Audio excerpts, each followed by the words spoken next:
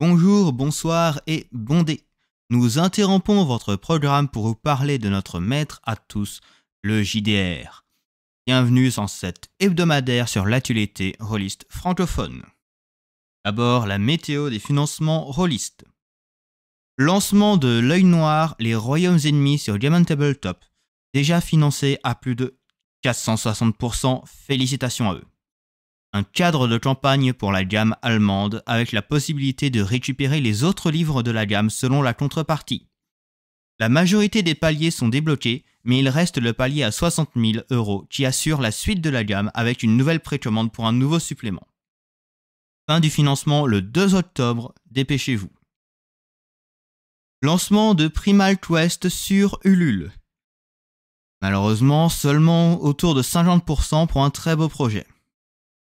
Ici, on mélange préhistoire, dinosaures et extraterrestres.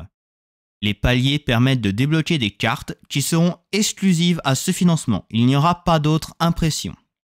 Si le jeu est financé avant le 5 octobre, les paliers baisseront pour être plus facilement accessibles. Fin du financement le 25 octobre. Lancement de Cthulhu Ténébris, déjà financé à plus de 300%. Jouer un 9e siècle hanté par le mythe de Cthulhu. Ça va faire pas mal de livres avec livres de base, 2 suppléments, une campagne. Pour les paliers, on y trouve des illustrations supplémentaires, des signets, du vernis et le bonus de toute sortie des 12 singes, les outils numériques.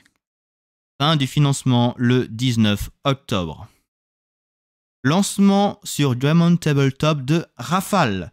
Le jeu de rôle officiel pour la Horde du Contrevent, déjà autour des 70%. 3 livres pour l'instant, livre de règles, livre de conseils et artbook. Inspiré par les systèmes propulsés par l'Apocalypse et le mouvement OSR, une démo est disponible sur la page du financement. Fin le 27 octobre. Lancement du financement pour Chronic Roleplay saison 2, la web-série. Parmi les objectifs, si les 100% sont dépassés, il y a la possibilité d'un épisode spécial Noël. Parmi les contreparties, vous pouvez avoir des scénarios pour Innomine Satanis ou encore participer au tournage en tant qu'acteur, sachant que l'équipe se trouve sur Nice. Fin du financement le 30 novembre. Cette semaine a eu lieu la fin du financement d'Extreme en version anglaise sur Kickstarter. Le projet français a réussi à attirer 369 contributeurs internationaux pour un peu plus de 36 000 $. Ça fait plaisir de voir un projet français réussir à l'étranger. Fin du financement pour Mutant Tier 0 aussi, un succès à 749%, 370 contributeurs et 74 884 € de récoltés.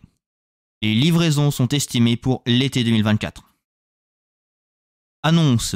Le 2 octobre, lancement d'un nouveau projet du créateur d'Argiropé, Frédéric Marin. Le projet s'appelle Speedrun RPG. Il s'agit d'un livret en français d'à peu près 48 pages dans un mini-format et est un ajout de règles pour speedrunner un scénario ou une campagne de jeu de rôle que vous avez déjà joué. Hâte d'en savoir plus. La livraison de Weizen est estimée à fin octobre.